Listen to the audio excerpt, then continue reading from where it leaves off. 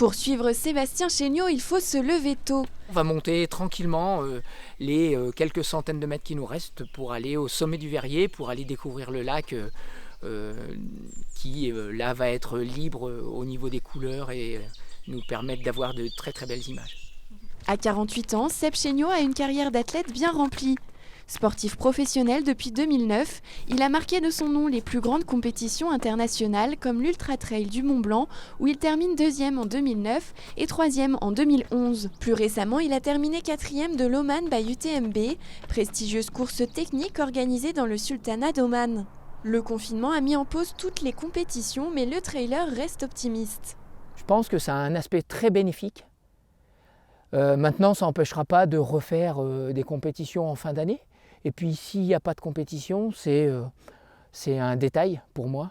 Je pense que c'est un aboutissement, ça peut être une bonne source de motivation car il faut avoir des objectifs pour pouvoir continuer à évoluer, à progresser.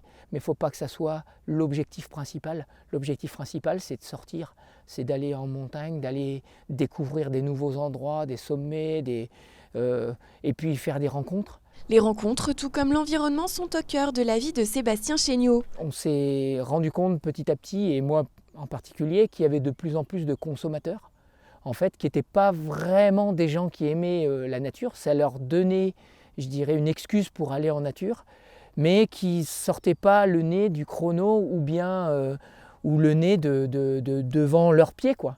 Et autour, il faut aller voir les choses, il ne faut pas être consommateur de course, ni consommateur, si c'est courir une course pour avoir la médaille de finisher, ça n'a pas forcément d'intérêt. Ce qui est intéressant, c'est de découvrir un parcours, une région, un endroit, un lieu, des gens. Et c'est pour ça que je trouve qu'il y a une petite dérive à ce niveau-là.